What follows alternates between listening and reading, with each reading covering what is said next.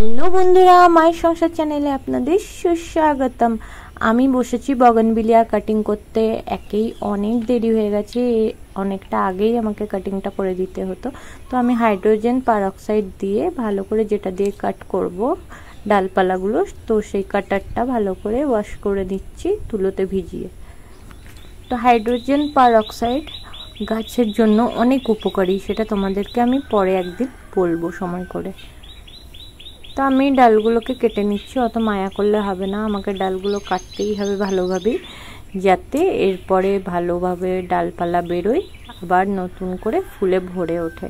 তো আমি যেই গাছটা কাটতে বসেছি সেটা আইডি হচ্ছে অরেঞ্জ কিং। তো এটা আমার একটা খুব প্রিয় আইডি, কারণ কি প্রচুর ফুল দেয় আমাকে, খুব ভালো লাগে, খুব সুন্দর লাগে। তোমরা আমার ভিডিওতে দেখেইছো অরেঞ্জ কিং কত সুন্দরভাবে ভরে ভরে ফুল হয়। তো আমি মায়া না করে আমি ডালগুলো কেটে দিচ্ছি, যাতে এর থেকেও ভালো বুশি হয় আর খুব সুন্দরভাবে আবার নতুন করে ফুলে ভরে ওঠে।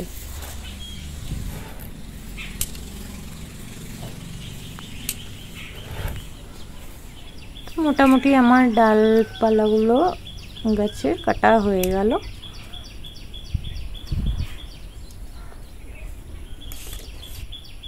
এই দেখো কত ডালপালা আমি কেটেছি, দেখতে পাচ্ছ? একদম মায়া করতে যাইনি, ডালগুলো কেটে দিয়েছি যাতে আবার নতুন নতুন কচি কচি ডালপালা বেরোয়, আবার নতুন করে ফুলে ভরে ওঠে গাছটা। আর মাটি দেখো একদম ড্রাই করে রেখেছি আমি, আর গাছের পাতাও বুঝতে পারছো ঝিমিয়ে রয়েছে।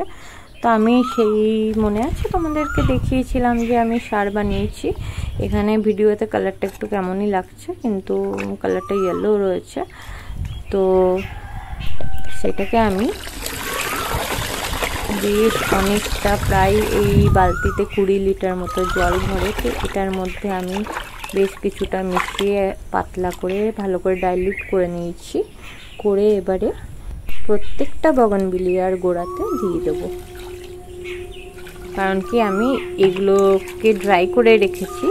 আর অবশ্যই তোমরা বগনভিলিয়াতে যখন সার দেবে তার আগে তোমরা উপরের মাটিটা হালকা করে খুঁচিয়ে নেবে। ড্রাই যখন হয়ে যাবে, মাটি শুকনো যখন হয়ে যাবে, বুঝতে পারবে পাতা ঝিমিয়ে থাকবে হালকা, তখনই বুঝতে পারবে ওর কিন্তু খাবারের খুব দরকার। আর বগনভিলিয়া খাবার খুব ভালোবাসে। তো মোটামুটি এই খাবার তোমরা 20 দিন পর দিতে পারো। আমি তো সেরকমভাবেই দিই, খুব ঘন ঘন দিই না। তো এটা একদমই জৈব সার, বুঝতেই পারছো। তো আমি এটা লিকুইড বানিয়ে রেখেছিলাম, তো সেটাই আমি গাছের গোড়ায় দিয়ে নিচ্ছি।